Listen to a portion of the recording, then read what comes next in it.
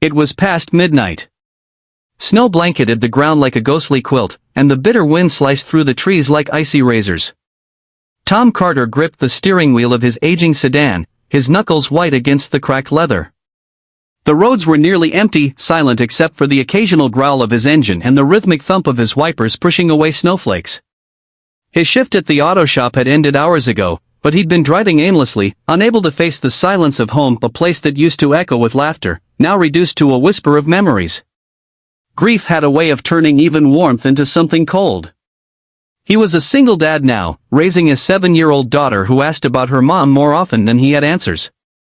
But just as he rounded a dimly lit bend near Maple Ridge, his eyes caught something that didn't belong: a woman, barefoot in the snow, wearing a white dress stained at the hem with dirt and ice.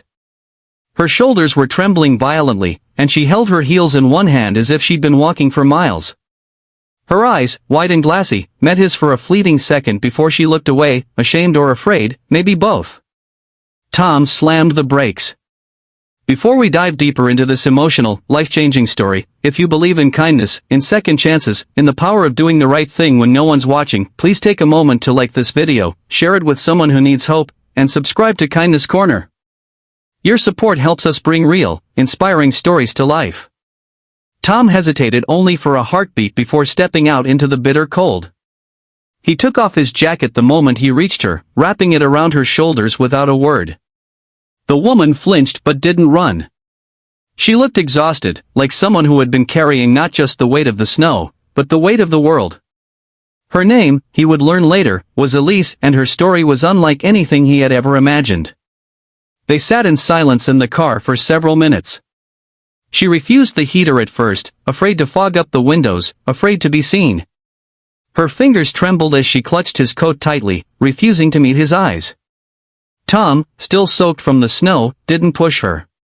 His instincts as a father told him that sometimes people needed time before they could speak, even more so when they were clearly running from something. Elise was supposed to be married that day. To a billionaire hotel mogul named Martin Grayson. The wedding had been televised, the guest list filled with celebrities and royalty.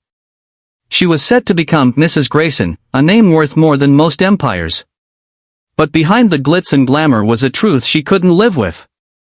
Elise had been adopted into a life of wealth, expected to marry well for the sake of family legacy. Her fiancé was powerful, ruthless, and behind closed doors, cruel. No one believed her cries for help. No one saw the bruises hidden beneath the designer gowns or the broken soul beneath the flawless smile. Until she ran. She fled through the kitchen door of the cathedral, not even waiting for the limo, sprinting into the storm in heels, tearing her dress on wrought iron fences and stumbling through frozen streets like a ghost escaping her grave.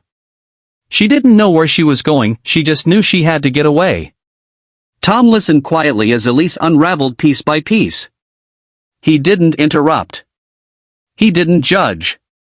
He offered her something she hadn't felt in a long time: safety. The next few days were fragile. Tom let her stay in his guest room, though it was barely more than a storage space. His daughter, Lily, was instantly curious about the mysterious princess lady who looked sad even when she smiled. Elise and Lily bonded faster than anyone expected. Elise, broken as she was, still had a warmth in her that children could sense. She read to Lily at night, helped her with homework, even taught her how to braid her hair the castle way. Tom watched this woman, this so-called runaway bride, transform from someone barely able to speak into someone who brought light back into his quiet home. But the shadows weren't far behind. News reports started flooding in. Billionaire's bride disappears mid-ceremony. Photos of Elise were everywhere. A reward was offered. Elise begged Tom not to turn her in. Her voice broke when she said, "If they find me, they'll make me go back. You don't understand what he's capable of." Tom had never seen fear like that in someone's eyes.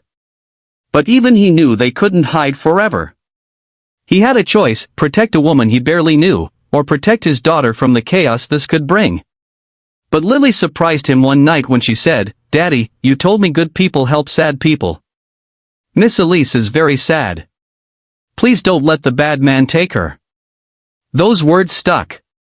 Tom contacted a lawyer friend, someone who specialized in domestic abuse cases. What they uncovered about Martin Grayson was horrifying. Elise wasn't just escaping a bad marriage, she had escaped a cage. Photos, documents, testimony from former employees, it was enough to open an investigation. It wasn't easy. Martin sent men. He offered money. He tried threats. But Elise, with Tom and Lily at her side, stood her ground. And slowly, the world began to believe her. Months passed. Elise was no longer the woman in the torn dress. She became a voice for other women trapped behind money and status. Her story made headlines again, but this time for all the right reasons. And Tom? Tom found healing too. In helping Elise, he began to forgive himself for the things he couldn't fix in his past. Lily laughed more. The house was full again, not of noise, but of life. If this story touched your heart, if you believe in compassion, second chances, and the power of a stranger's kindness, please like, comment, and share this video. And don't forget to subscribe to Kindness Corner so we can keep bringing you real, unforgettable stories that remind us what it means to be human. Speech balloon special request, before you go,